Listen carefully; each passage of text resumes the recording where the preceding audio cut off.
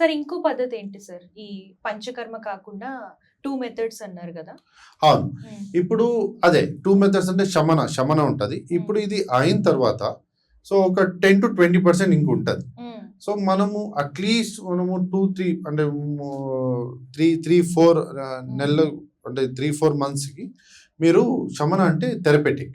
Okay. అంటే మీరు కొన్ని మందు ఉంది. అంటే హ్మ్. కైషోరా గుగ్గులో అంటే క్లాసికల్ మెడిసిన్ కూడా ఉంది ఆయుర్వేదాలో. హ్మ్. సో కొన్ని కషాయాస్ ఉంటది.